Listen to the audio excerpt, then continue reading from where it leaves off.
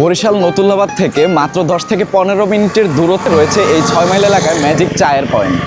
তো চলুন আজকে ঘুরে দেখাবো এই ম্যাজিক চায়ের পয়েন্টে কি কি রয়েছে এবং কিভাবে আসবেন। বরিশাল নতুল্লাবাদ থেকে মাত্র 10 মিনিটের দূরত্বে 6 মাইল এলাকায় মহাসড়কের পাশেই রয়েছে এই ম্যাজিক চায়ের পয়েন্ট। হাসুন রাজা কয় আমি কিছু নয় রে, আমি কিছু নয়। এই টি স্টলটি পুরনো সব স্মৃতি তাজা করতে ব্যবস্থা করেছে সেই ওল্ড মডেলের চা আর চাল ভাজা।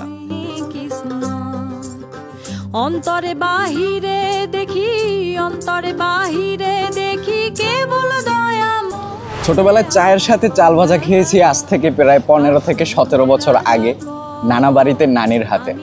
আজকে না আছে নানি আর না আছে সেই পুরনো দিনগুলো।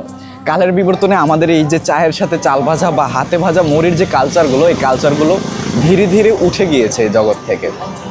সেই চা আর চাল ভাজার ঐতিহ্য ধরে রাখতে বরিশালের 6 মাইল এলাকায় এই ম্যাজিক চা পয়েন্ট নামক টি স্টলটি আমাদের সেই পুরনো সব স্মৃতিগুলো তাজা করার ব্যবস্থা করেছে।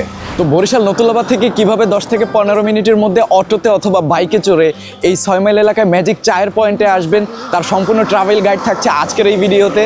আপনি যদি বরিশালের মধ্যে মিনি ট্রাভেল লাভার হয়ে থাকেন তাহলে অবশ্যই আমার পেজটি ফলো করে রাখবেন, কারণ বরিশালের মধ্যে একদিনই ট্রাভেল করা যায় এমন সব ভিডিও বানিয়ে থাকি আমি, এমন সব গাইডলাইন ভিডিও বানিয়ে থাকি।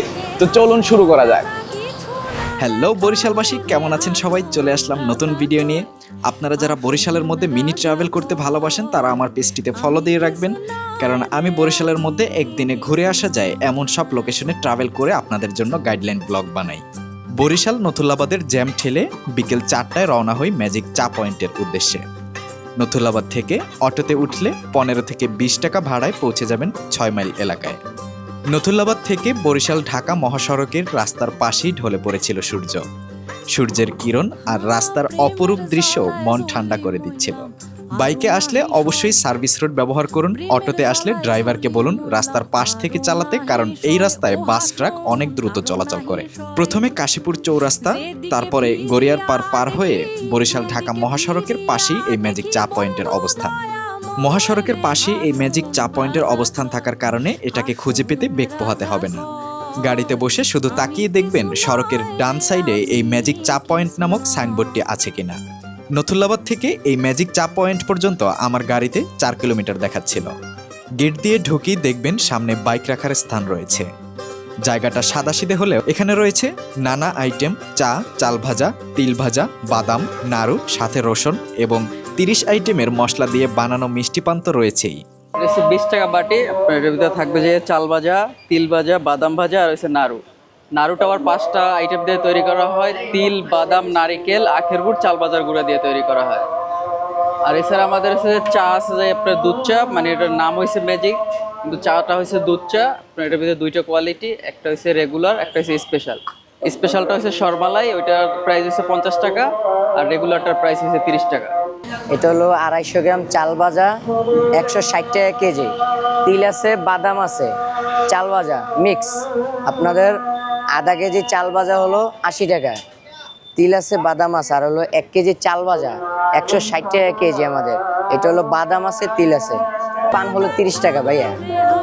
32 রকমের মশলা আছে আমাদের এখানে। রাজা কয় আমি কিছু নয় রে, আমি কিছু নয়।